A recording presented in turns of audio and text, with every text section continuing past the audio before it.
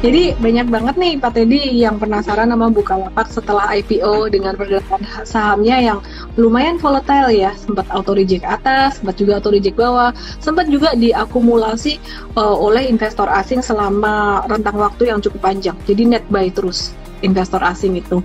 Nah, kita mau ngobrolin lebih ke fundamentalnya dari Bukalapak nih. Ya, yang pertama tentang pertumbuhan TPV sampai dengan kuartal 2 2021 kemarin gimana? Apakah udah sesuai belum dengan ekspektasi dari manajemen? Dan ngomong-ngomong, kita nih lagi ngobrol dengan teman-teman investor retail nih yang nggak ngerti TPV itu apa. Mungkin boleh dijelasin juga nih ya, Ya, Pak Teddy ya. ya mungkin kalau misalnya di dunia tech itu atau e-commerce, seringnya taunya GMV kali ya, Ellen ya. Nah, Benar. sebetulnya GMV itu di posisi check out. Jadi artinya gini, kalau mungkin ini di Singapura atau di Hong Kong, di Amerika gitu ya, sebetulnya cukup lumrah kalau kita ngelihatnya itu GMV. Karena kenapa? Waktu mereka bilang, saya mau beli sepatu ini, itu langsung connect bayar. Kenapa? Karena pakainya itu kredit card-nya dibanding, atau pakainya e-wallet, e-money yang udah ada. Jadi langsung dibayar. Nah, kalau di Indonesia itu kan jumlah pemegang kredit card itu low single digit, ya kan? Apalagi kalau kayak Bukalapak yang targetnya 73% dari bisnis kita itu dari luar 5 kota besar, dari luar Jakarta, Surabaya, Bandung, Medan, Semarang. Mau dapat bimbingan intensif belajar saham dan referensi? Bisa tanya jawab secara intensif? Yuk, daftar Mtrade sekarang di mtrade.id/whatsapp atau klik di bawah sini ya.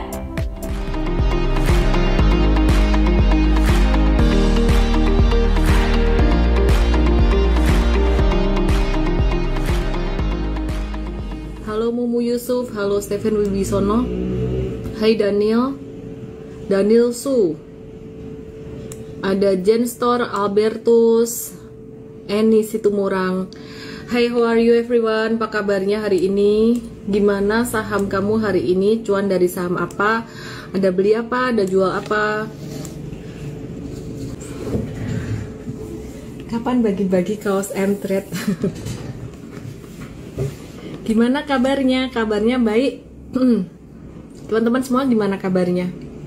Selamat malam semuanya. Ijo dong. Rina Selviawati Ijo dari saham apa Rina? Malam hari ini aku akan ngobrol dengan salah satu manajemen Bukalapak ya. Pastinya kita akan ngejawab pertanyaan teman-teman semuanya tentang Bukalapak. Setelah ditunggu-tunggu nih ya, kapan bisa nge-live bareng Bukalapak? Nanti kita akan ngobrol dengan Pak Teddy Utomo, Presiden of Bukalapak. Kita akan ngobrol santai aja sih malam hari ini. Dan hari Sabtu nanti jam 10 pagi kita akan ngobrol juga dengan Pak Rahmat ya, dari Bukalapak juga pastinya, Direktur Utama dari Bukalapak. Dan kita akan ngomongin banyak data besok hari Sabtu. Gracia Utami Haru, halo Miss Ellen, terima kasih sudah konsisten beri bimbingan. Sama-sama, terima kasih juga buat kamu-kamu yang udah konsisten belajar. Kursinya beli di mana? Di toko furniture lah. Bukan naik segan turun enggan, bisa aja kamu yoga. Oke, aku akan mulai teman-teman semuanya ya dari IHSG dulu pastinya ya. Jadi IHSG ini geraknya masih sideways aja, dia geraknya nggak kemana-mana dari awal tahun juga kayak gini-gini aja. Tapi sebenarnya meskipun IHSG sideways, ini tetap ada saham-saham yang bergerak naik ya, terutama saham-saham teknologi sepanjang tahun 2021 ini gitu. Nah, terus hari ini tuh ada beberapa saham yang cukup menarik seperti yang kemarin kita udah bahas ya. Ada beberapa saham yang menarik, salah satunya adalah saham MLPL ya. Hari ini MLPL-nya naik nih.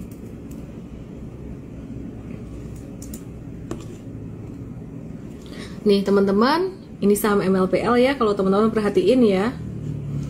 Jadi MLPL nih hari ini dia breaking out dari MA 100 dan bakalan bisa berpotensi untuk menuju ke 630-an gitu. Ya, jadi lumayan oke ya. Jadi teman-teman yang udah punya ini ya bisa hold aja dulu sih. Oke, sebelum aku lanjut bahas saham-saham dan sebelum saya ngobrol dengan Pak Teddy Utomo, saya mau bahas dulu tentang sentimen. Thank you untuk ASA dan MLPL. Oh, ya, thanks to our team. Thanks to our M-Trade team ya. Jadi aku mau bahas dulu tentang sentimen global dan nasional ya, sebelum saya bahas tentang banyak saham, dan pastinya sebelum saya ngobrol dengan Pak Teddy Utomo juga, President of Bukalapak gitu. Jadi dolar US ini menguat, sementara market masih menanti wait and see untuk perkembangan tentang isu tapering the Fed. Jadi the Fed nanti akan ada FOMC meeting pada tanggal 21 sampai 22 September. Bakalan membahas lebih detail apakah tapering akan dilakukan atau enggak gitu. Jadi perkiraan market sih tapering akan dilakukan pada bulan Oktober atau November. Cuman kita masih belum tentu juga ya, belum tentu tapering ini terjadi. Jadi di September ini kalau ada meeting dari the Fed ini benar-benar menjadi satu perhatian banget buat market gitu. Oke, terus Ranch diakuisisi oleh beli-beli, efeknya apa? Ntar dibahas juga ya teman-teman ya. Terus kemudian dari dalam negeri ini ada sentimen negatif buat sektor industri rokok ya, dimana ada larangan pajang rokok di Jakarta gitu. Jadi pembinaan kawasan dilarang merokok menyebutkan bahwa pertokoan tuh harus nutupin etalase rokoknya dan hanya bisa menampilkan list rokok yang tersedia. Ini juga bisa menjadi satu sentimen yang cukup negatif buat perusahaan rokok sebenarnya gitu. Terus kemarin juga kita sempat bahas juga ya akan pembangunan pabrik baterai EV mobil listrik yang mulai dibangun di Kerawang. Kalau saham-saham komoditas metals dari Antam, Inco, Tins, dan Harum itu yang paling aktif untuk ditradingkan tuh Harum yang pertama.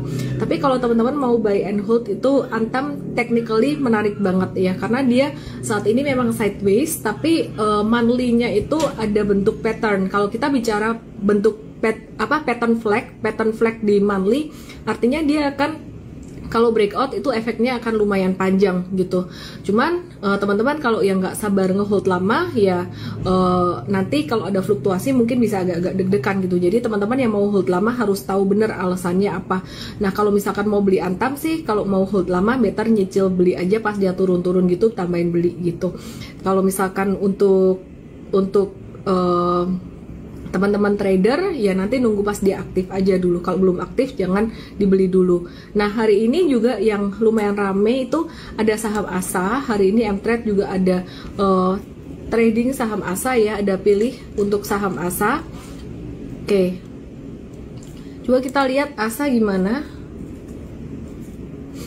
Chartnya cakep banget untuk ASA.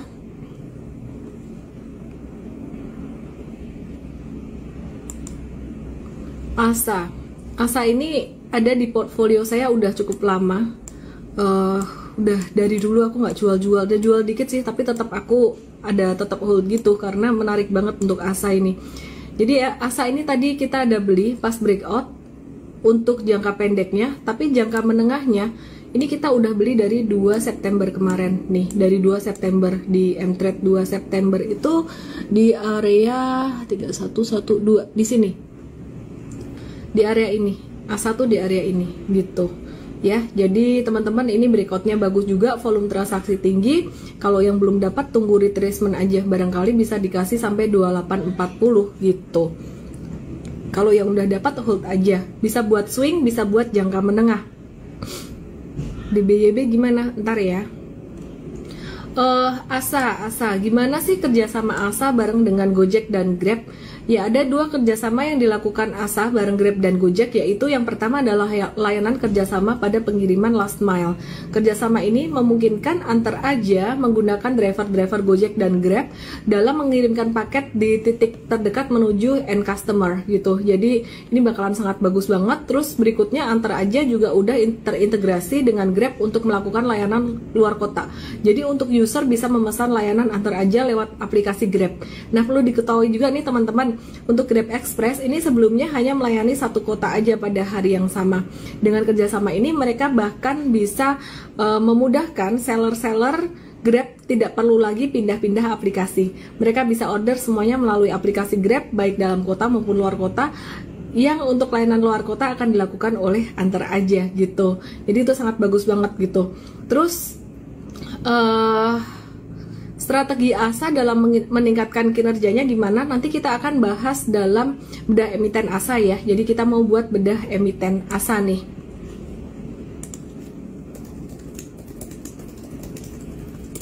Yang penasaran dengan ASA gimana? Teman-teman boleh nanti join bedah emiten ASA, kita akan umumkan kapan ya. Oke, terus teman-teman ada yang menarik lagi hari ini, Bukalapak. Pastinya nanti kita bahas aja bareng dengan emitennya ya. Yang menarik lagi hari ini ada saham Friend.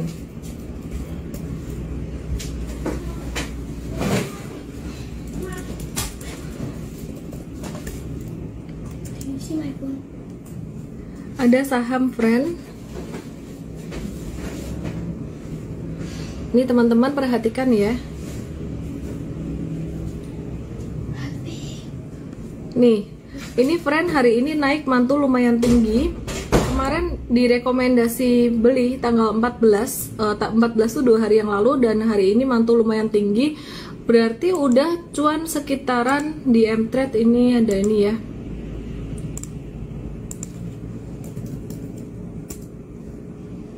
Sekitaran 5-8%, baik jangka pendek maupun jangka menengah. Menarik nggak sih buat jangka menengah? Menarik loh, karena ini dia berada di dekat support MA 100 gitu, MA kuat. Ini udah dibahas beberapa hari kemarin gitu. Hore cuan dari bos hari ini, thank you coach morning briefing. Oke. Ada suara anaknya Ci Ellen. Iya, anakku dia galau cari HP-nya. Anak zaman sekarang, nomophobia. Oke. Terus kalau Friend sendiri saat ini dia secara fundamental baru uji coba adopsi 5G di beberapa wilayah di Indonesia dengan menyasar sektor tertentu ya teman-teman gitu. Meskipun belum pasti untuk waktunya, tapi udah dekat dengan uji coba. Jadi should be okay, should be good buat Friend. Terus ada yang menarik lagi nih, aku mau bahas untuk saham BMHS. Saham BMHS, Bunda Medik ya, Bunda Medik nih teman-teman perhatikan. Ini saham ini nih kayak lagi ada pattern akumulasi gitu. Ini nggak bisa kayak gerakannya mesti harus cepat-cepat naik, enggak. Tapi kayaknya ini kalau disimpan buat jangka menengah lumayan nih untuk BMHS ini. Nah ini M-Trade ada BMHS. Yang jangka pendek cuan 3-6%, jangka menengahnya udah beli di bawah. Range-nya lumayan besar, cuan 3-13%.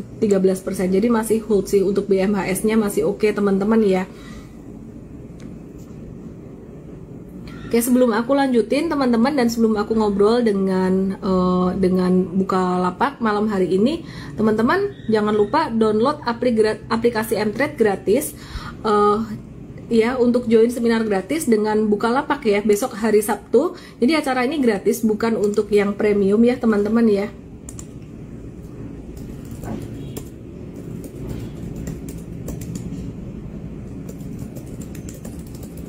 Oke, jadi teman-teman langsung aja download aplikasi M-Trade gitu. Tanggal 30 September nanti ada bedah emiten ASA. Jadi teman-teman yang penasaran dengan ASA gimana untuk investasi oke atau enggak, langsung aja nanti nonton tanggal 30 September. Nah, ada lagi nih yang menarik nih hari ini yang banyak ditanyain. Desember iPhone 13 keluar.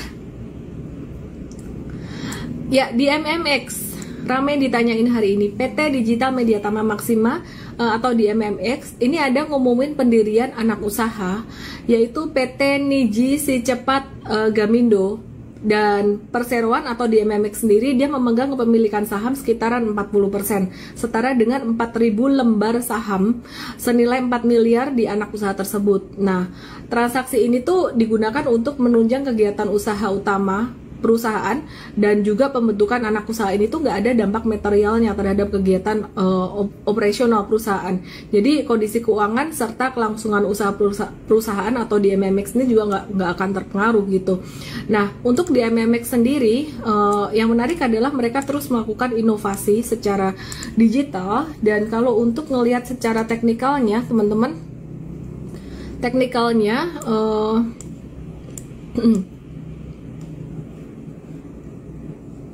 ntar ya teman-teman ya, aku ganti chart layoutnya, aku ganti chart aku aja dulu. Chart apa nih? Oke, ini di MMX teman-teman ya. Ini di MMX, dia tuh sekarang lagi di area support, yang lumayan kuat banget di sini. Ini area support. Nah, ini bisa buat buy on weakness nih. Ya, jadi masih bisa buat buy on weakness. Ini bentuk double tops nggak ya?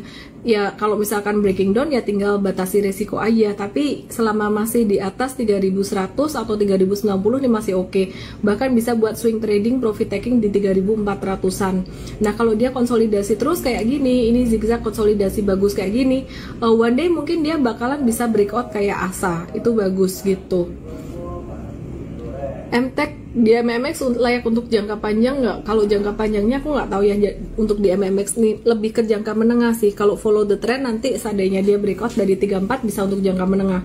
Jadi kalau beli sekarang boleh, ini buat swing trading bisa, buat jangka menengah juga bisa gitu. Jadi pembatasan resikonya di area sekitaran 3000. Oke, terus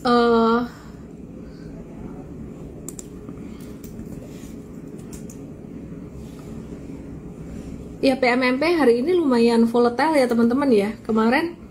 Kemarin itu sempat naik lumayan signifikan. Kita cek untuk MTrade masih ada PMMP nggak ya?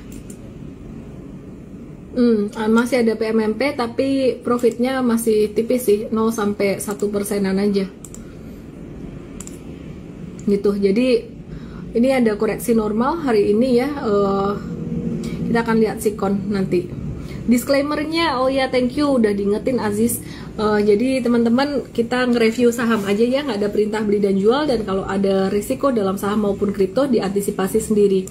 Terus banyak juga yang ditanyain hari ini ada saham Saratoga. Kita lihat ya Saratoga gimana ya.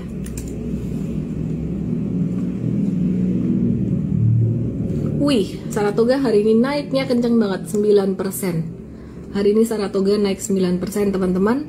Ya, jadi let's see untuk Saratoga. Ya, tadi naiknya kenceng banget. Kita mau beli, untuk belinya wait and see aja ya. Wait and see aja ya teman-teman ya. Saat ini untuk Saratoga sendiri secara fundamental dia lagi aktif berburu startup teman-teman.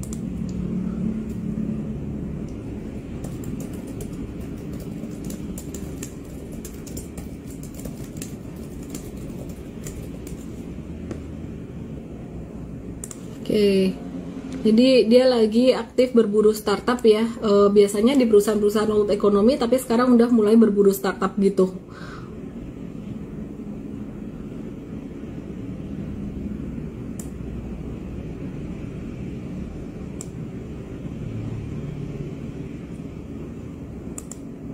BJBR gimana? Bentar, aku lagi liatin. Grup Jarum lagi akuisisi Rans. Rans gimana dong tren harga sahamnya? Kemarin kita udah bahas sih sebenarnya Rans market ya. Ini tren harga sahamnya bagus banget dan hari ini tadi masih naik ya, ada gap up di sini. Volume transaksinya juga tinggi. Buat swing trading aja teman-teman ya. Kalau buat buy and hold kok rasanya udah agak-agak kurang gitu. Udah agak kurang ya. Terus kemudian BBHI gimana? BBHI ini udah resmi jadi bank digital. Udah agak-agak riskan, ini di atas di sini pergerakannya agak riskan sih teman-teman.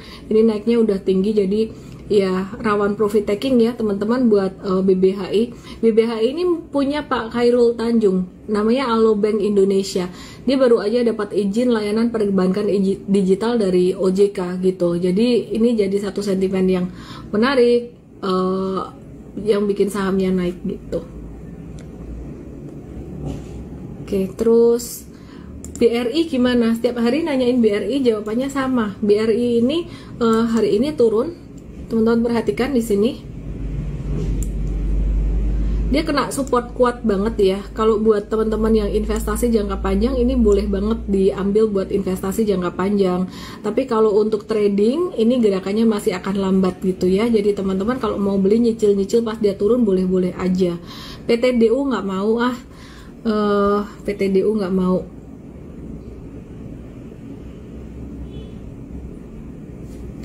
Oke. Antam gimana? Tadi aku udah bahas nih Antam. Antam tadi aku udah bahas ya. Jadi Antam nih teman-teman kalau mau beli deket-deket area support aja, dan ini udah mulai kena support lagi nih. Aku ilangin dulu ininya. Supportnya sekarang di level 2340. Jadi kalau Antam ini mau beli simpan sampai akhir tahun, sampai window dressing nih kayaknya bakalan menarik gitu. Friend buka MTech. Oh, MTech-nya masih di bawah ya. Kita masih wait and see dulu, belum masuk ya teman-teman. Bentar lagi aku akan invite Pak Teddy.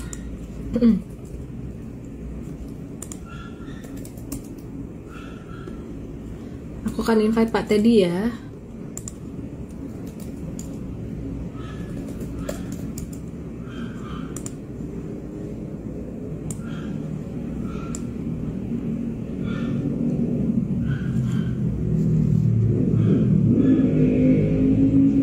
Coba saya invite Pak Teddy Utomo.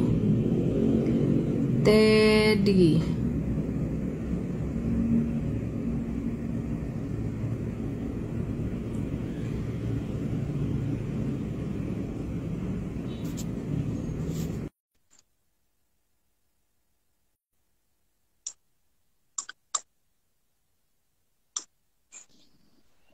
Ada suara anjing. Kok denger sih? Halo, Pak Halo, Teddy. hi Ellen, how are you? Selamat malam. Selamat Oke, malam. teman-teman. Kenalin semuanya, Pak Teddy Utomo ini merupakan Presiden of Bukalapak ya. Jadi malam hari ini kita mau ngobrol banyak bareng Pak Teddy. Say hi dulu dong. Halo, hai semuanya. Say hi sama Pak Teddy with your hand. Oke, jadi banyak banget nih Pak Teddy yang penasaran sama Bukalapak setelah IPO dengan pergerakan sahamnya yang lumayan volatile ya. Sempat auto reject atas, sempat juga auto reject bawah, sempat juga diakumulasi oleh investor asing selama rentang waktu yang cukup panjang. Jadi net buy terus investor asing itu. Nah, kita mau ngobrolin lebih ke fundamentalnya dari Bukalapak nih. Ya, yang pertama tentang pertumbuhan TPV sampai dengan kuartal 2 2021 kemarin gimana? Apakah udah sesuai belum dengan ekspektasi dari manajemen? Dan ngomong-ngomong, kita nih lagi ngobrol dengan teman-teman investor retail nih yang nggak ngerti TPV itu apa. Mungkin boleh dijelasin dikit juga nih ya, Ya, Pak Teddy ya. ya mungkin kalau misalnya di dunia tech itu atau e-commerce, seringnya taunya GMV kali ya, Ellen ya. Nah, Benar. sebetulnya GMV itu di posisi check out. Jadi artinya gini, kalau mungkin ini di Singapura atau di Hong Kong, di Amerika gitu ya, sebetulnya cukup lumrah kalau kita ngelihatnya itu GMV. Karena kenapa? Waktu mereka bilang, saya mau beli sepatu ini, itu langsung connect bayar. Kenapa? Karena pakainya itu kredit card-nya dibanding, atau pakainya e-wallet, e-money yang udah ada. Jadi langsung dibayar. Nah, kalau di Indonesia itu kan jumlah pemegang kredit card itu low single digit, ya kan? Apalagi kalau kayak Bukalapak yang targetnya 73% dari bisnis kita itu dari luar 5 kota besar, dari luar Jakarta, Surabaya, Bandung, Medan, Semarang. Jadi artinya banyak tuh yang pakainya waktu bayar, oke saya mau beli sepatu, ya kan? Begitu dia udah bilang mau beli sepatu, pas mau bayar, dia cari ATM dulu. Atau cari mitra Bukalapak terdekat untuk bayar pakai cash, gitu kan? Nah, terus dia lupa ternyata, dia lupa bayar. Terus besokannya dia bangun, dia baru ingat nih, waduh, kemarin saya bikin transaksi, saya belum bayar nih, transaksinya udah ke-cancel. Dia bikin lagi transaksi baru, ya kan? Nah, transaksi kedua dibayar sama dia. Kalau kita ngelihat GMV, maka itu terhitung 2 transaksi, double counting dia. Tapi kalau TPV atau paid GMV, itu yang di-counting cuman yang kedua doang yang dibayar. Kalau nggak bayar, nggak dihitung. Gitu. Nah, sehingga kenapa kita itu memilih cara lebih konservatif, lihatnya TPV atau bahasa lebih lazimnya juga paid GMV, supaya nggak double counting. Artinya transaksi yang nggak dibayar kita nggak hitung. Gitu. Nah, untuk kalau perihal pertumbuhan tadi yang Alan tanya ya, di kuartal 2 2021 ini pertumbuhan TPV kita itu sekitar 56% dibandingkan 2020 di kuartal 2. Ya. Nah, tapi yang kita benar-benar tertarik ini di sini adalah mitra Bukalapak itu pertumbuhan bisnisnya itu 237% di kuartal 2 dibandingkan kuartal 2 2021 dibandingkan kuartal 2 2020. Memang ada yang kemudian komen, katanya tapi marketplace-nya itu flat, gitu kan, kalau dilihat kan. Betul. Nah, cuma tumbuh 4%. Kenapa? Karena sebetulnya di awal 2021, kita membuka di mana dari aplikasi mitra Bukalapak, itu sekarang bisa masuk ke marketplace. Jadi dia bisa beli dari mitra Bukalapak, transaksi untuk beli di marketplace. Yang terjadi akhirnya, dulunya banyak mitra ini pakai akunnya double. Untuk transaksi di mitra Bukalapak, dia pakai akun mitra Bukalapak. Transaksi di Bukalapaknya, dia pakai akun Bukalapak sendiri, beda. Nah, karena sekarang dia bisa pakai satu akun, banyak kan mitra ini menggunakan akun mitra. Sehingga waktu mereka namanya bulk purchase ini ya. Ini mirip dengan yang flow yang kita ambil dari PIN22 di China, gitu, yang group purchase gitu. Sehingga yang terjadi adalah adanya perpindahan rekod transaksi yang tahun 2020 masuk ke di marketplace, tahun 2021 masuk ke di mitra. Nah, kemudian menjadi pertanyaan berikutnya, kalau gitu jangan-jangan tadi lu ngomong 237% mitra itu karena perpindahan kategori doang, gitu kan? Ya, enggak juga, karena kalau kita keluarkan kategori bulk purchase itu, kita lihat FMCG sama virtual product di mitra, itu pertumbuhannya juga di atas 200%, gitu. Jadi, memang sebetulnya yang dilihat mungkin secara konsolidasi, pertumbuhannya 56%, memang mitra ini pertumbuhannya kencang sekali, di atas 200% di hampir semua segmen yang ada di mitra. Oke, menarik banget ya. Terus kalau Pak Teddy ada pertanyaan berikutnya nih dari saya. Gimana sih inisiatif dari Bukalapak buat meningkatkan take rate-nya, misalnya dari segmen marketplace atau dari mitranya gitu. Bisa dijelaskan juga nggak ke investor retail untuk take rate-nya supaya mereka bisa aware mengenai hal ini. Bisa dijelasin tentang take rate dulu itu apa mungkin ya? Oh, oke. Ya, take rate itu, nah ini juga cukup menarik karena kalau di e-commerce ini sebetulnya ada dua cara accounting. Ya. Apakah namanya satu 1P, satu 3P. Bedanya apa? Kalau 1P ini kayak retail biasa. Revenue-nya itu sama dengan harga barang yang dijual. Kemudian ada COGS. Kemudian masuklah gross profit. Gitu kan? Tapi kalau misalnya sebagian besar dari bisnis Bukalapak itu kan komisi mainnya kan. Dari kita TPV-nya, kemudian kita ngambil komisi. Artinya revenue-nya itu sama gross profit-nya sama. Ya kan? Nah, sehingga kalau membandingkan perusahaan-perusahaan e-commerce ini harus hati-hati, harus melihat berapa banyak dia itu pakai pembukuan 1P model namanya versus 3P model. Karena kalau 1P kan harga barangnya dijual. Artinya kita harga barang 100, revenue 100. Padahal komisi cuma 5%, nanti kena cost of goods sold.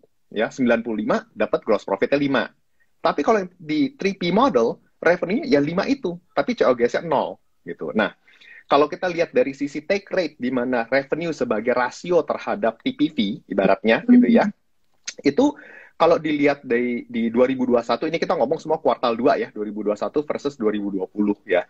Sebetulnya marketplace itu naik dari 1,7 ke 1,8, mitra itu naik dari 0,9 ke 1. Ya. Tapi, secara konsolidasi, take rate-nya Bukalapak turun dari 1,7 ke 1,5. Kenapa? Karena di tahun 2021, kontribusi mitranya kan jauh lebih besar. Nah, dan mitra ini kan memang take rate-nya lebih rendah saat ini masih. Kenapa take rate bisa lebih rendah? Karena ini segmen mitra ini tumbuhnya di atas 200%. Artinya masih di masa-masa fase-fase pertumbuhan yang sangat tinggi. Artinya fokusnya itu bukan di take rate. Bahkan kalau boleh saya bilang, kalau perusahaan atau ada divisi bisnis yang pertumbuhannya di atas 200%, take rate atau monetization, ya, bisa uptrend dari 0,9 ke 1 aja, itu mungkin udah sesuatu yang kita cukup gembira gitu. Dan nanti saya bisa kita bahas juga ya Ellen, di segmen ini pertumbuhan 200 sekian persen, take rate-nya naik sedikit, tapi cost structure-nya turun bahkan. Artinya kita spending-nya bisa lebih efisien. Ini mungkin sesuatu hal yang cukup jarang. Ya. Nah, bagaimana cara kita ke depannya untuk meningkatkan take rate? Kita lihat dari masing-masing. Karena kan kalau misalnya bisnisnya mitra tumbuh lebih gede, ya kontribusi makin naik, dia akan leaning towards take rate-nya mitra, gitu kan. Artinya kita lihatnya marketplace-nya ini gimana cara naikinnya, mitranya gimana cara naikinnya, ya kan. Sebetulnya kalau dari kita, take rate ini nanti ke depannya dan selama ini ya, naiknya itu dari product mix. Artinya kenapa? Jadi kalau misalnya kita lihat contohnya gitu, di mitra Bukalapak ya, sebagai contohnya. Waktu masa awal-awal pertumbuhan itu, kita perlu menggunakan produk-produk yang namanya high traffic. Ya, contohnya kalau barang-barang FMCG, ya kita jualan barang-barang Unilever, jualan barang-barang Indofood. Ya, namanya barang kalau populer, bahasanya kalau barang populer cuannya masih lebih tipis gitu kan, ya kan? Nah, sekarang kita udah mulai masuk ke brand-brand yang lebih lokal, artinya diproduksi oleh UKM, diproduksi di brand-brand FMCG mungkin dari daerah, dari provinsi, ya. di mana mereka lebih membutuhkan distribution network kita, sehingga marginnya bisa lebih tinggi. Nah, dengan kedepannya semakin berkembang kontribusi dari produk-produk seperti ini, maka akan diharapkan menaikkan take rate. Ya. Sama juga di marketplace juga sama. Waktu kita roll out dulu, contohnya virtual product di marketplace, ya, supaya ada engagement, pasti kita menggunakan barang-barang yang lebih bahasanya commoditized product, bahasa saya gitu ya, lebih increase engagement. Contohnya apa? Top up pulsa. Kan semua orang butuh tuh. Artinya kalau kita ada top up pulsa, lebih banyak orang pakai, gitu kan? Tapi yang namanya barang-barang commoditized ke top up pulsa, dapatnya berapa sih? Paling 0,8, 0,9%, gitu kan? Nah, kalau sekarang, kita kan udah mulai banyak nih, yang take rate-nya lebih tinggi. Contohnya apa? Asuransi. Ya, life and health insurance itu kita take rate-nya 15%. Ya. General insurance itu bisa sampai 60% bahkan. Gitu. Jadi, kalau kontribusi daripada produk-produk yang take rate-nya lebih tinggi, itu makin meningkat, secara consolidated, take rate-nya juga kan pelan-pelan merangkak naik. Ya. Tapi saya ini mau disclaimer nih. Jangan nanti dengar saya bilang, wah, itu ada produk take rate-nya 15-65%, artinya take rate Bukalapak akan nanti naik ke 20%. Ya nggak gitu juga, ya kan? Kenapa? Saya selalu bilang, Tuhan itu adil.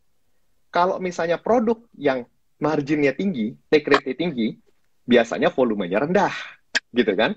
Kalau misalnya yang volumenya tinggi, marginnya rendah, gitu kan? Kayak kita jualan, kalau misalnya jualan Aqua, jualan Indomie dan sebagainya, ya untungnya ya segitu-segitu aja, ya kan? Tapi kalau misalnya contohnya satu lagi yang kita lakukan di Mitra, memberikan kemampuan bagi Mitra untuk menjadi logistic agent, ya, sebagai tempat untuk kirim barang, ya. Itu take rate-nya tinggi, itu bisa kita sendiri dapat 15%, Mitranya dapat 15%. Tapi kan kirim barang sebanyak-banyaknya nggak akan satu warung itu bisa sebanyak dia jualan Aqua, jualan Indomie, gitu kan. Sehingga take rate itu pasti akan relatively kita lihat dengan jumlah volume daripada barang tersebut. Jangan cuma dipikir, wah, Teddy bilang nih ada yang bisa 25-30% take rate-nya ke sana. Saya rasa Bukalapak nggak akan take rate setinggi itu. Secara blended, saya rasa akan selalu di sekitar single digit ke depannya tetap. Oke. Ini kalau kita lihat ya, dari IPO sendiri ini Bukalapak kan dapat uang cukup banyak ya, cukup buat paling nggak tuh 14 tahun gitu. Nah, terus kalau dari IPO proceeds-nya sendiri, ini bakalan digunakan buat apa aja sih? Apakah ada bisnis menarik yang berpotensi diakuisisi atau apa strategi Bukalapak lebih kerjasama dengan partner atau gimana? Ya, kita kalau misalnya dari sisi strategi, kita tetap menggunakan untuk pengembangan usaha, bahasa saya gitu ya. Dan pengembangan usaha itu bisa bermacam-macam, termasuk kita bisa berpartneran dan sebagainya. Nah, memang mungkin yang saya mau jelasin lebih lebih teknikal gitu, bahwa sering ada yang bilang, wah, punya $1,5 billion, ini Bukalapak jangan-jangan mau akuisisi nih perusahaan $1,5 miliar gitu ya.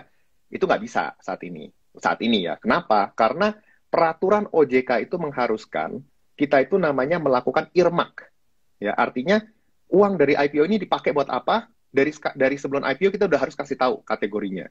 Nah, kategori yang kita masukkan adalah untuk working capital pengembangan usaha. Artinya kalau tiba-tiba kita mau pakai itu $1,5 miliar untuk beli perusahaan seharga $1,5 miliar, itu perlu RUPS dulu. Ya, dan perlu persetujuan OJK. Jadi pemegang saham harus tahu. Ya.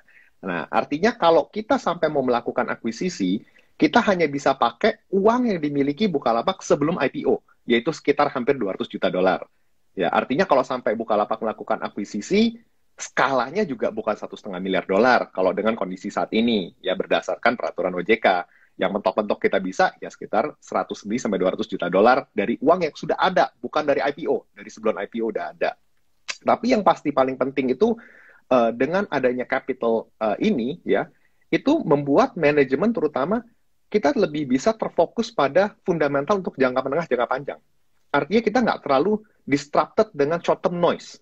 Ya kalau dulu mungkin kalau misalnya capitalnya lebih bahasa saya efficient gitu ya, itu lumayan harus fokus terus nih. Artinya waduh, pasarnya gimana nih? Biarpun satu masih private market, perlu fundraising private, ini kira-kira demand-nya lagi ada apa enggak ya, karena harus sering melakukan fundraising sehingga fokusnya sangat short term sebetulnya. Matrix short term. Sekarang Bukalapak punya uang cukup lebih dari 14 tahun, hampir 15 tahun gitu kan. Kalaupun kita tidak ada perbaikan pun, uangnya cukup sampai 14-15 tahun. Artinya manajemen ini sekarang fokusnya adalah dengan punya capital seperti itu, bagaimana membangun bisnis ke depannya yang benar-benar untuk fundamental. Kadang mungkin untuk short term-nya ini tidak langsung dapat, tapi kita percaya ini memberikan dampak positif untuk fundamental jangka panjang gitu. Oke, menarik banget ya. Dikit ya, saya out of topik dikit dari Bukalapak ya. Ini aku dengar kan Bukalapak punya buka investasi, terus punya Bimani juga. Itu apa sih sebenarnya? Oke, jadi kalau misalnya Bimani itu sebetulnya adalah apps kita yang baru untuk investment solution. Saat ini ada bisa investasi emas, bisa investasi reksadana, ya. Nah, sebetulnya ini menyangkut lebih ke strategi Bukalapak, ya. Dan memang Bimani ini yaitu perusahaannya namanya Buka Investasi Bersama, apps-nya produknya namanya Bimani. Yang kita lihat di Bukareksa, Buka Emas yang ada di Bukalapak platform itu di-power oleh BIB ini, Buka Investasi Bersama, ya. Nah, sering orang mungkin kalau melihat Bukalapak lihatnya, oh trafficnya bukalapak.com berapa, gitu kan, dibandingkan dengan yang lain. Nah, yang sering orang lupa adalah PT Bukalapak ini tidak hanya memiliki bukalapak.com, ya. Kita punya contohnya seperti kita bahas tadi, mitra Bukalapak yang size-nya di 2021 ini kurang lebih setengah, ya, setengah-setengah, artinya sudah sebesar bukalapak.com, ya kan? Jadi kalau ngelihat cuman dari apps Bukalapak itu cuman ngelihat setengah daripada bisnis Bukalapak. Belum lagi belakangan ini kita juga udah launching contohnya seperti Bimani, ya, itu additional apps, ya. Kita juga launching kita juga ada itemku untuk gaming. Jadi kalau misalnya game voucher, diamond, skin dan sebagainya. Dan seperti udah tahu yang kita udah publish juga bahwa kita akan ada kerjasama dengan Standard Chartered untuk digital banking, ya. Artinya ini apa? Kita ini belajar sebenarnya belajar dari offline. Kalau kita ngelihat retail offline, ya, itu sebetulnya terjadi sebuah pergeseran berapa tahun terakhir. Dari yang dulunya orang sukanya department store, lebih ke specialty store, ya kan? Ya mungkin kalau sebelum COVID terutama ya, kalau ke mall-mall, dulu kan mall itu isinya department store gede, ya kan? Kemudian sekarang kelihatan department store-nya makin mengecil, terus banyak tuh toko-toko specialty store-nya untuk sport, untuk fashion, dan sebagainya satu-satu. Itu yang kita lakukan juga. Ya, kita melihat Bukalapak.com ini adalah department store. Makanya kita membuat platform-platform lain yang merupakan specialty store, bahasanya. Ya. Nah, basic service-nya ada di Bukalapak.com. Kayak contohnya cuma mau beli emas, mau beli mutual fund, itu ada service-nya di Bukalapak.com. Tapi kalau mau ada full feature, contohnya mulai mau masuk dengan konten, edukasi dan sebagainya, maka harus masuk ke app separate-nya yang memberikan full service lah bahasanya, atau full capability gitu. Ini ada yang nanya, Zul 1828 fokusnya beda ya dari GoTo, beda banget.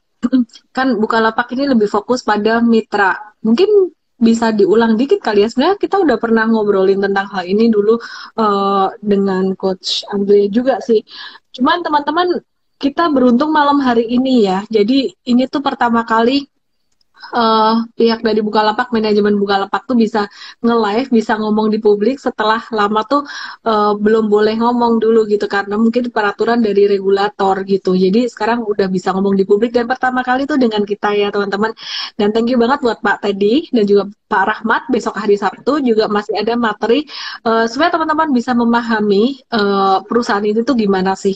Banyak yang galau sekarang Pak. Jadi ada yang beli di atas, nyangkut. Terus sekarang harganya udah di bawah, udah mulai mantul gitu, mereka galau juga, mau beli nggak ya gitu, kalau misalkan punya mau diapain. Jadi teman-teman di sini saya tidak merekomendasikan apapun, tapi teman-teman ambil keputusan sendiri, pahami sendiri gitu. Secara fundamental apa yang menarik, kemudian tantangannya apa, secara teknikal gimana.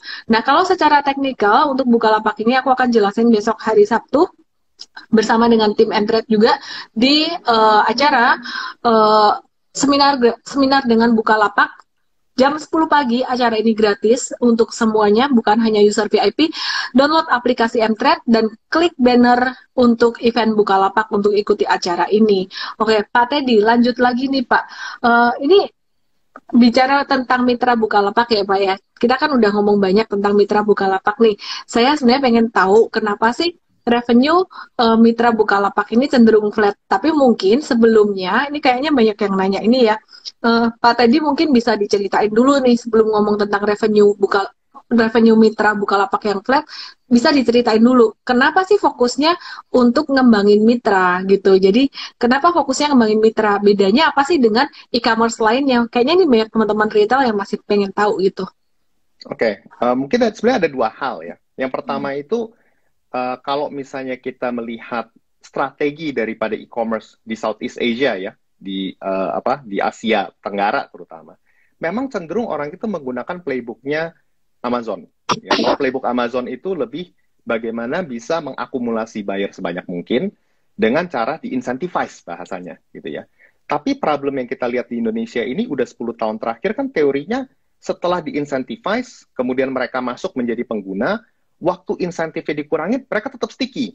Tapi yang terjadi seringkali adalah ada pemain lain yang kemudian pick up the check, bahasa saya. Artinya mereka yang spending, akhirnya nggak ada yang loyal. Ya. Sehingga sekitar 4 tahun lalu kita mulai berpikir, wah nggak bisa kayak gini nih, ya kan? Harus ada sustainable strategy. Nah, kita sebetulnya strategi yang kita terapkan ini lebih inspired oleh Shopify, yang perusahaan dari Kanada.